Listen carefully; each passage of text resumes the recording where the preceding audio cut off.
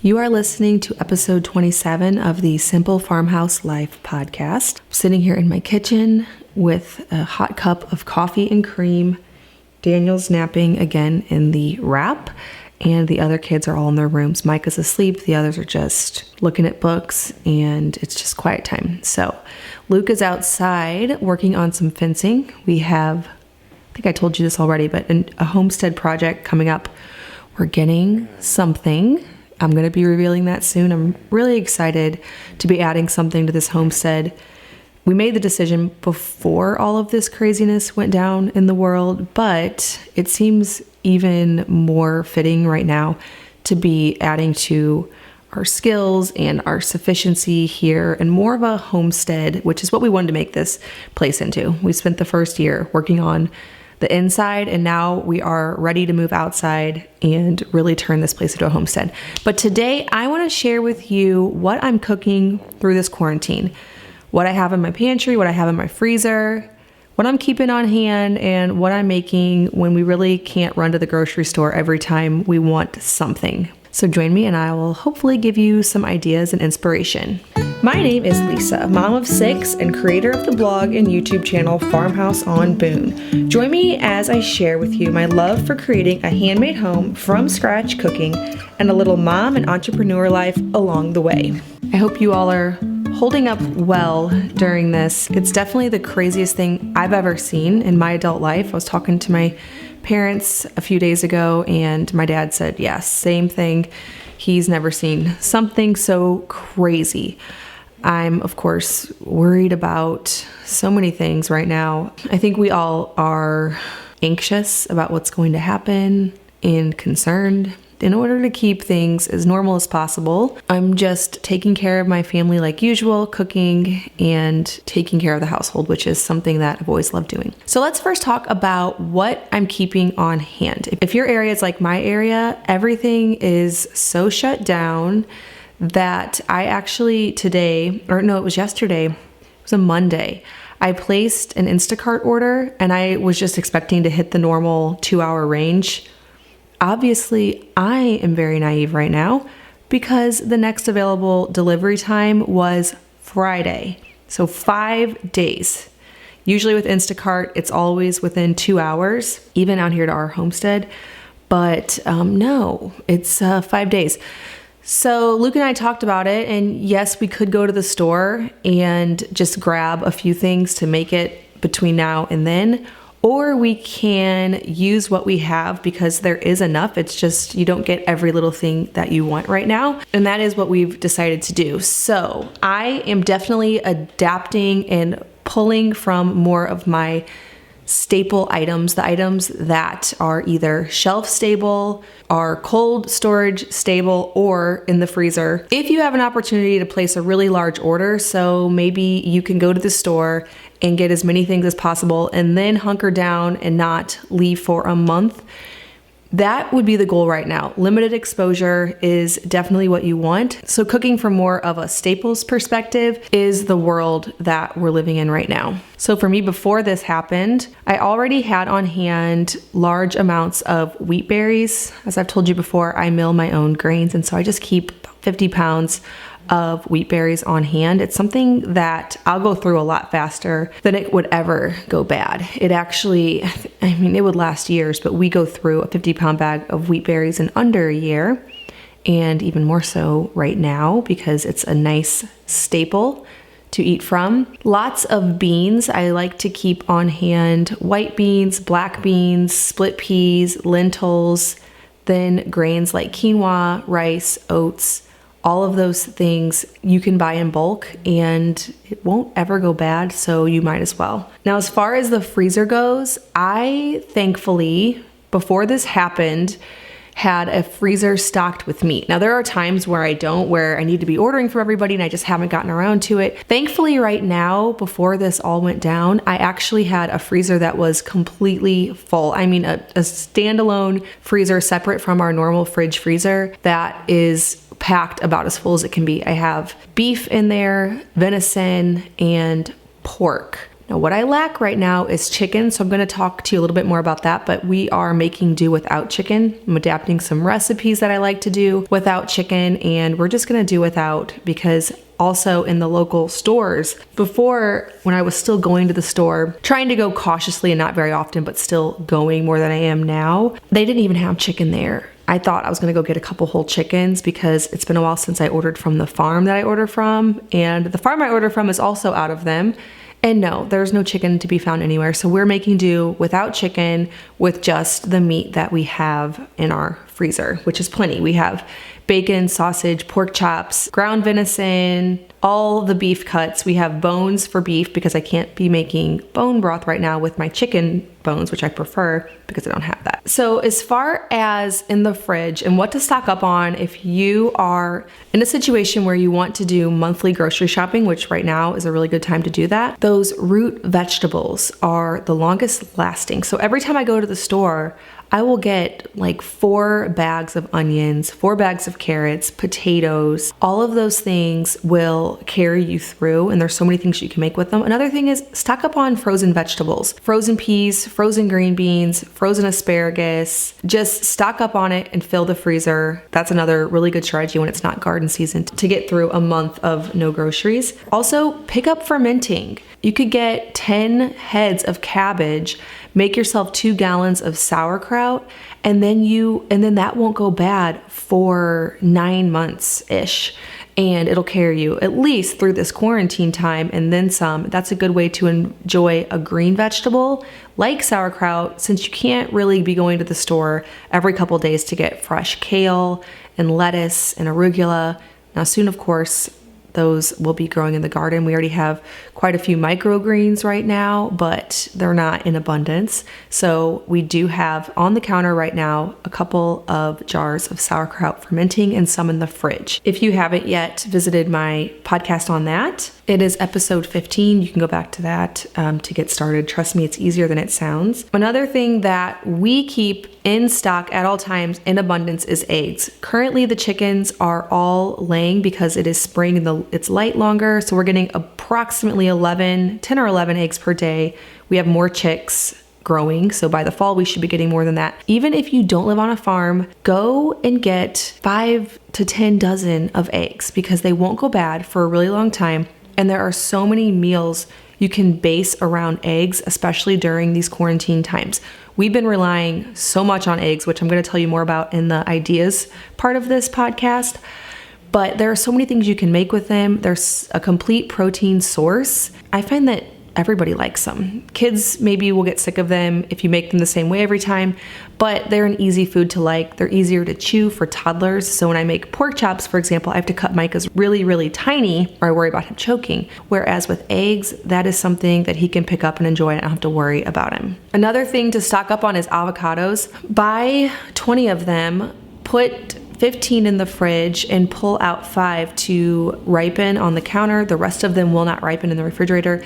And then serve avocado with every meal. Just add some green whenever you can't be getting those fresh greens like I mentioned. We even the other night we were outside doing our fencing, clearing out the barn.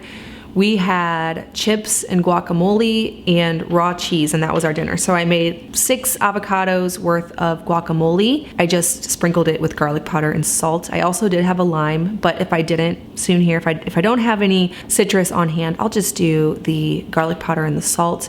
Serve that with some organic tortilla chips and some raw cheese. So delicious and easy, and it makes for a good meal because there's the protein in the cheese and the good fats and grains. Let's talk about a few things right now that we don't have that we are waiting for. I think it was today we finally ran out of butter, and I use a lot of butter. I like to make biscuits. I like to make crust for quiche with butter, make homemade pie crusts. I like to drown our pancakes in butter and fresh maple syrup. But currently we are out of both butter and maple syrup, and we are totally just going to make it work. We are making sourdough pancakes, but I'm just using honey, which I also buy in a 5-gallon bucket, And so I have plenty of that on hand. It isn't necessary to have butter, and I'm just using the oils that I've stocked up on instead. So I have a pantry full of coconut oil, olive oil, avocado oil. These are all things that you should buy in abundance so that when times like this, so you can do that once a month grocery shopping. Stay all the way to the end of this episode because I'm put together a quarantine food list with all of the things that you should get to stock up and feed your family for a month. Since I'm just talking through these, I decided to make a list so that you have something a little bit more concise than my ramblings. We're out of chicken, butter, maple syrup, carrots at this point. We still have some celery and onions and garlic. We're out of yeast, which I like to make sourdough bread, but I do like to have yeast on hand. If I've forgotten to whip up some bread, I'll make up a quick batch of my einkorn sandwich bread, which just went live on the blog. You can check that out. So I have yeast on my Instacart order. We're out of cheese almost. We have a little bit left, but we definitely can't make a whole bunch of pizza or anything like that. But it is on my Instacart order. I have several blocks ordered because my Azure standard cheese, we just got through our big block of raw cheese and they are completely sold out. I'm sure that there's been a run on cheese as well. Tortilla chips, bananas. We're out of so many things. But we are going to make it until then, and I'm going to share with you now a few ideas of things that we will make this week until we're waiting for our Instacart order, and things that we have been making with some of those more shelf-stable items. So, example one, this came from today's lunch. Yesterday I made bacon. I'm trying to remember what I made it for. I think I made it with eggs. And I reserved all of the grease. To do that, you just strain off any bits of bacon and then just keep it in a jar. I always do this. I always reserve my bacon grease. Now, granted, my pork did come from a local farmer, so I'm not worried about anything being in that fat that we don't want. I like to use especially when we're getting something local and organic, I like to use every single part of it. So I reserved the bacon grease and I heated it up in my cast iron skillet, and then I browned some pork chops, which I had thawed out a couple days before in the refrigerator. On both sides, I added salt and some sliced onions, and then just cooked it after browning it in the oven on about 300 degrees for about 10-15 minutes until it was all the way white all the way through. To do this for my kids, I will cut up every piece, take off all the bones out of the pork chops, cut it all in cubes, basically dice it, and throw it back in with the juices that came from the pork chops and the onions and the bacon grease, add a little bit more salt. It is so delicious. It is for real my kids' favorite meat, and it's so easy to do. I actually do have the recipe if you want a more detailed description of it on my blog, but it really is simple. Just brown it in a fat. For me, it's bacon grease because we're all out of butter, and then finish it off in the oven. Cover it with onions, garlic, salt, whatever you have, and then just cut it up, return it to its juices, and enjoy. It's really good. Now today I did serve that with peas. We have a whole bunch of peas in our freezer, but nothing else. I couldn't find green beans, asparagus. I added a whole bunch of that stuff to my Instacart order, but until then, we're just gonna be eating a lot of peas. And then I served it with a side of olive oil toasted einkorn bread. So I made the other day 5 or 6 loaves of my einkorn sandwich bread, and we just have been keeping it in the refrigerator in a Ziploc bag. And with each meal, especially right now, I actually don't normally serve meals with bread, but lately it's a good way to utilize all of my grain storage and to stretch what fresh food I do have. I've been serving all my meals with bread. Now, since we're out of butter, I added some olive oil to my cast iron skillet and just toasted the bread in olive oil and served it that way. Now, of course, olive oil isn't the best oil to get hot, but it tastes really good, so that's what we've been doing. So today, pork chops, steamed peas with salt, and olive oil toasted einkorn bread. Yesterday for dinner, we were again outside. I think it was around 6 o'clock whenever I asked Luke what time it was because I didn't have my phone on me, and he said it was 6. And so I ran inside and I fried up some eggs over easy in bacon fat. Again, I used the reserved bacon fat. I removed the eggs and then I tossed some frozen asparagus in the bacon fat, added some salt, and then I served that with, again, olive oil toasted einkorn bread. So eggs, asparagus, and bread may not seem like the best combination, but it was actually a really good combination of food. We had protein, we had a green vegetable, and then that grain component, which I've been adding to all of our meals. Another thing we've been relying on more lately than we usually do is oatmeal. At the beginning of this, I stocked up on several canisters of steam-rolled oats just from Aldi. I just boil them in water, add honey or organic brown sugar. I still have plenty of both. Blueberries, again, I still have plenty bags of frozen fruit. We always have tons of frozen fruit on hand. And then some milk, because we are still going to the weekly pickups. It seems a little bit better because I don't have to go into the grocery store. I just grab the milk from the co-op lady and we're able to continue having fresh milk. Now, of course, if you don't have fresh milk, just oats with water and blueberries or any fruit and a little bit of sweetener, and I always do a dash of salt and some cinnamon, is a really good breakfast. It's a nice break from eggs, especially when we've been eating a lot of eggs even for dinner. On that same note, we've been eating a lot of quiche. So the other night I made a quiche. I sauteed up some onions and some potatoes because this is before we ran out of potatoes. And then I scrambled a dozen eggs with a little bit of milk and salt and pepper, added it to the cast iron skillet with the sauteed onions and potatoes, and then added some cheese and just baked that in my oven. We also did chia seed pudding for dessert because oddly enough, we have all the ingredients on hand for that. I had bought a whole bunch of chia seeds before all of this. Another good dried staple to keep on hand. And we had milk and cocoa powder and honey. So I put my son on the job of stirring that. That's a good job for kids. You just tell him to keep stirring and stirring and stirring until the chia seeds gel up, and it takes it a really long time. So it keeps kids really busy. But it's a good way to stretch the meal because chia seeds are really filling. It's also a good way if you have picky eaters to tell them, if you eat all your food, we do have chia seed pudding for dessert. So that's something we've been doing a lot of lately as well. The idea with all of this, with quarantine cooking, with what I'm cooking, is to use what is on hand. The emphasis is don't worry about recipes. If you have carrots, celery, and eggs on hand, make a carrot and celery quiche. Trust me, it'll be good. There's probably not a recipe online telling you to do that, but if you do that and serve it with sauerkraut, it's a complete and healthy meal, and it's just with things that you have on hand. Again, you don't normally serve asparagus with bacon fried eggs, but I'm telling you, it's really good. Another thing is make some soup, black bean soup, lentil soup. Use the spices that are sitting in the back of your pantry to flavor up something that ordinarily wouldn't be that delicious. So for an example, for this black bean soup, take dried black beans. If you've thought about it in advance, soak them and then use them the next day. If you haven't, put them in your pressure cooker, cook them on high with a lot of water for about an hour, then add them to a stock pot and use whatever stock you have on hand. So right now, like I said, I don't have chicken broth. I am used to having lots of chicken broth in my kitchen. It's what I usually do for all of my soups. But right now it's beef broth, it's venison bone broth, or if you have none of that, if you're a vegetarian or if you just don't have any meats on hand, use the tops of the carrots, the celery leaves, and make a nice veggie broth to flavor up your black bean soup.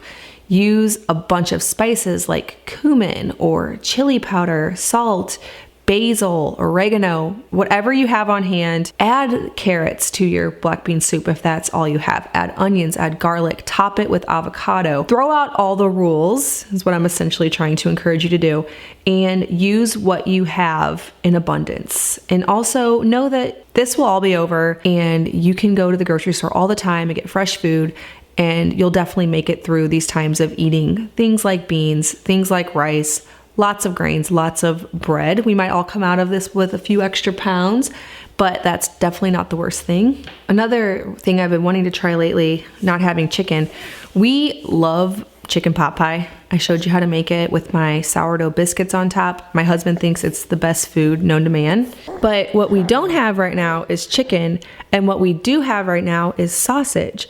So as soon as I get some butter, I'm going to use my einkorn berries, my butter, my sourdough starter, and make some delicious biscuits.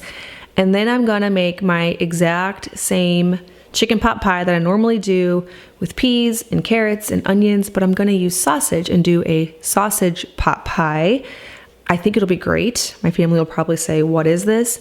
But that's the name of the game right now. And probably some of the best food combinations have come from moments like this. I know my friend Stephanie the other day, she was making my sourdough pizza and she put leftover meatloaf on top, which is so funny, but why not put leftover meatloaf as the meat on top of your pizza?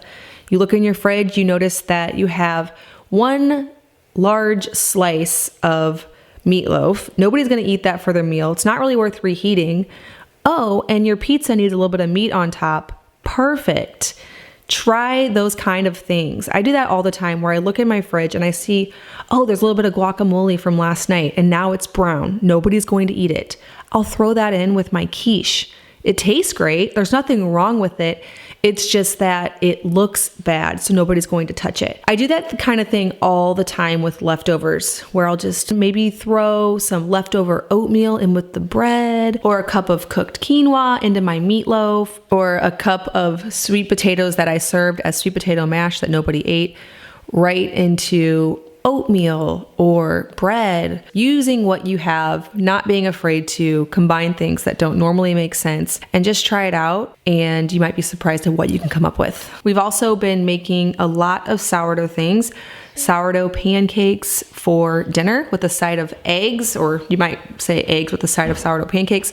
Either way, breakfast for dinner is such a good quarantine thing to do because it relies on a lot of grains and eggs, which we have in complete abundance. Every episode at the end, I share a Q&A question from Instagram. So for today, how did you choose all of your kids' names? Ruthie, she's our firstborn. When we were going through our marriage counseling prior to getting married, the pastor at our church was doing counseling on the book of Ruth, and we both decided that if we had a daughter, we would name her Ruth. And interestingly enough, she was due on our very first anniversary. We were married December 15th. She was due on December 15th of the following year, and she was a girl, and we named her Ruth. That was the easiest thing ever because we had that already decided. It was set from the very beginning. So she was the easiest one for sure. Her middle name is Annabelle. That my mother-in-law came up with. My grandma's name is Anne. My husband's grandma's name is Clarabelle. So my mother-in-law said, why don't you make her middle name Annabelle? So that's what we did. The Bell does not have an E on the end because my Luke's grandma does not have an E on the end. So she's Ruth Annabelle. Johanna, that one, I just liked the name. I just thought it sounded so pretty. I don't really remember where I heard it, but I just liked it. That's probably not the best story, but it's true. I just liked it and thought it was pretty. Her middle name is Faye, which is my husband's other grandma's middle name. The next one, Eli, we found that in the Bible. We thought it had good meaning, good sound. We wanted something pretty basic for all the boys, nothing too crazy. I really like names that you can't tell when they were born necessarily. Eli is a very popular name, but it's just a basic name, classic, and that's what we decided. His middle name is Lucas, which is after my husband. That was easy. The next, Jude, again, biblical name. We liked the character in the Bible. We thought the name sounded cool. His middle name is Matthew, which is after my father-in-law. Micah, his first name, again, same as the other boys. We just found it in the Bible, thought it sounded neat. But then his middle name is Bobby Jean, which Luke's grandpa, he just passed away in August. His name is Bobby Jean. So we gave Micah two middle names. His name is Micah Bobby Jean Bass. It turns out that he favors that side of the family. So not just Luke's side, but Luke's mom's side, which is Bobby Jean's side. It ends up looking like them. And then Daniel, his middle name, we did the same thing only after Luke's other grandpa. Luke really liked the idea of going with that. We didn't have any of the boys' names picked out even when I was 40 weeks pregnant. But Daniel, we did the same thing, and his middle name is Teddy Paul after that side of the family. And then he ends up having this massive Chin Dimple, which comes from Luke's grandpa, Teddy Paul. So it's just crazy how that ended up happening because we didn't pick the names based on the features. It just turned out that's how it worked out. Micah also has these kind of closed almond-shaped eyes versus the really round eyes that Daniel has. And that shape of eye, my daughter Ruth also has, it comes from that same side as Bobby Jean. Daniel, the reason we chose his first name is we were studying the book of Daniel in our Sunday school when he was born. So Luke thought that was a pretty cool meaning. And I had always liked that name. I'd thought about it on a few other kids and he wasn't so sure, but it just made sense this time. And then we went with that same grandpa middle name. So Daniel, Teddy, Paul. We found out the gender on the first two and we had them named when we found out the gender. But with all 4 boys, we didn't find out the gender and we had a really hard time talking about names, not knowing the gender. So we really didn't until after they were born. So all 4 boys didn't get names for 3-ish days, each of them. All right, well, I hope that I've given you a few ideas of things that you can make during this quarantine time. One thing I've noticed is there is a total sourdough revolution going on. Oh my word, there are probably 15, 20 people a day tagging me in their either sourdough recipes or they're making their own sourdough starter. I think whenever everyone noticed that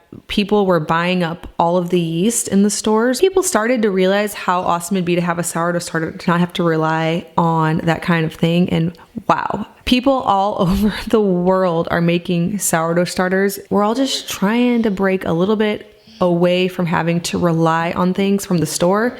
And I know life will be back to normal, which is awesome, but it is good to use this time to learn something new and learn how to be a little bit more self-reliant.